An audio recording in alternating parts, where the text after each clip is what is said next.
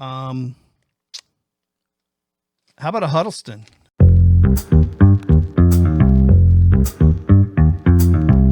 Hey, what's up, everybody? It's Wednesday, rainy Wednesday.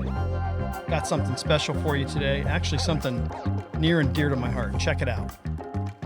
Tackle Warehouse Unboxing Extraordinaire. I've got something pretty special in here. Everybody knows about the Whopper Plopper. There's nothing new. That thing's been out for years, and it is a solid performer, and it always is a go-to search bait for topwater, especially for many anglers. But they came out with something, I don't know if you guys remember, a few years back, not even a few years, probably 2 years back, I did a video and I called it the smallest Whopper Plopper. And I took some balsa wood and carved it up and put a little spinny tail on the back. And I made a Whopper Plopper in the same size range, I would say, of like a square bill. Instead of the Whopper Plopper blade that I couldn't reproduce, I just put kind of a buzzbait blade on there, a 4-sided buzzbait blade, and it worked okay. It floated a little bit too high in the water. I did catch a couple fish. It was a fun project. It was a cool video. The lure really never took shape the way I wanted it to. But it was interesting because I know I needed a lure like that. I know I needed a lure that would float, that would have the spinny blade, that would be a little bit smaller, something I could use maybe with a spinning rod or in a smaller pond or some type of smaller waterway application. So along comes the Whopper Plopper 60. And I don't know if you guys know the iterations of the Whopper Plopper. We've had the Whopper Plopper 190, which was the musky bait that they used to use. Then they had the Whopper Plopper 130, which they found to be very useful for largemouth bass. The Whopper Plopper 130 is sometimes a little too large for certain ponds and smaller bodies of water. Then they went to the Whopper Plopper 110, which was a little bit smaller than the 130. And I think that's probably the all-around, lake fisherman Whopper Plopper would be the 110. They came down then to a 90, which was an awesome lure, and it's pretty much my go-to Whopper Plopper. I'll throw in a 90 and cast it out there. The hook sizes are good, the strength on the hooks is really good, and the casting distance is excellent. And then they came out with the Whopper Plopper 75, which I kind of thought was odd because it was kind of fat and pudgy. It felt like the same weight as the 90, and it just was shorter. But it just seemed like they took a 90 and squished it up and made it fat. And I never really loved the Whopper Plopper 75, although some people swear by it. I always liked the 90, but the Whopper Plopper 75 did have the plopping profile noise of the 110. Finally, they came down to the size that I was shooting for, was a Whopper Plopper that was around the size of a square bill, but a little bit lighter and smaller. Check this out, the Whopper Plopper 60. Finally, we have a Whopper Plopper, which is the size that I think is perfect for medium fishing gear. This would be perfect for spinning gear, perfect for light bait casting gear, and I think this is the perfect all-around starting point for a Whopper Plopper. If I had a couple Whopper Plopper 110s and then a few Whopper Plopper 60s, I think I would be covered. I could just bounce between those two different sizes, and that would be perfect. The 110's perfect for the larger bass, and the 60 would be good for bass that were quarter pound, half pound and up. You probably catch bluegills and stuff on the little one. But let's pull them out, take a closer look, and let's see these things up close. I bought 3 of them. I bought a You-Know-It color and a loon color for me, and Pat jumped on board and he wanted the bone, which I love the bone, but I gave the dog a bone. That wasn't funny. All right, so this is the Whopper Plopper 60. You can see it has the same type of tail. It feels like it's made of plastic and it's kind of rigid. It has the classic red eyes, the same paint job, and the hooks are like a number, maybe a 6. Maybe a 6, or yeah, I don't think they're an 8. They're a little bit bigger. They could be like not a 6, not an 8, but a 7. I don't know. Is there such a thing as a 7? Anyway, they look like they're decent. They're not totally chintzy and light. They're sharp like all the other Whopper Plopper hooks, but yeah, it looks like a 75, just shrunken down and proportionately better, I think, for all around Whopper plopping. And here's the front profile. Again, the side, nothing special, just smaller. And here you're looking at the You-Know-It. It has the darker blue scales on the top, which I don't think the fish ever see. It has that streak of yellow and the black gill, which they'll see. I consider this to be white or light colored. But yeah, this is the You Know It color. And not pulling it out of the box in respect of Pat. I left his bone colored Whopper Plopper in his box for him to open up.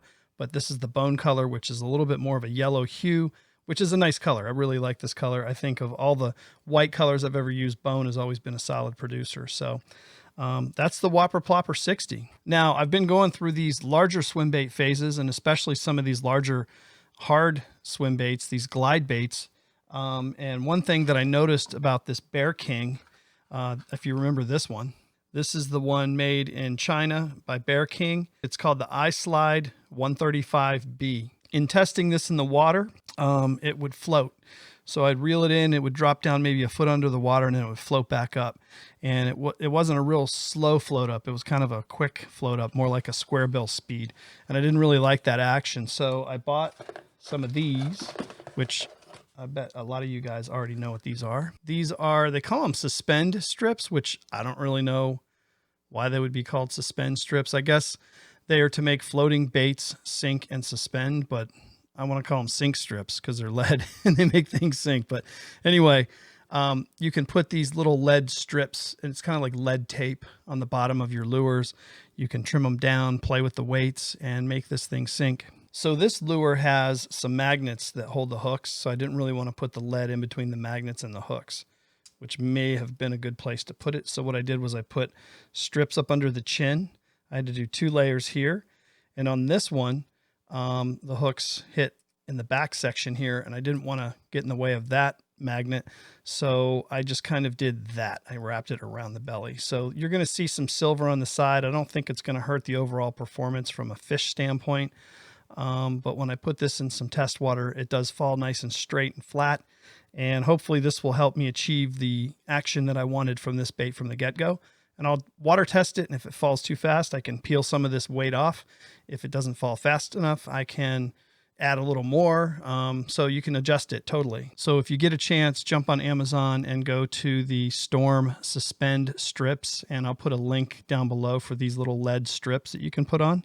And I'll also link the Whopper Plopper 60. So you think I'm done, but I'm not. I have a little trick up my sleeve here. One last little thing for you to see. How about a Huddleston? And it's not a Huddleston that you see every day. They're little dudes. It's the Huddleston Deluxe. THS Mean Green is this color. And THS Tequila is this color.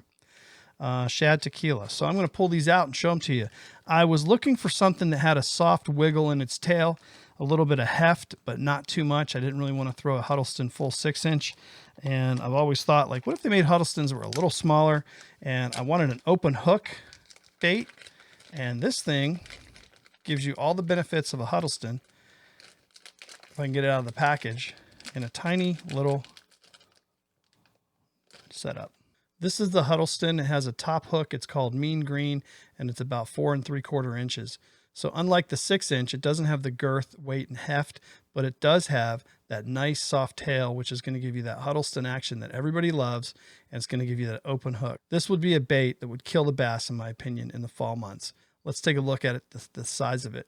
You can see here it's a lot more narrow, and it has the same kind of profile as a normal Huddleston. It's just junior. It's smaller. So, you know, it's kind of cool. I bought these lures here. I'm getting everything smaller. I'm getting the Whopper Plopper 60. I'm getting the small little 4 3/4 Huddleston. And this is the Mean Green. And this is the Tequila Shad.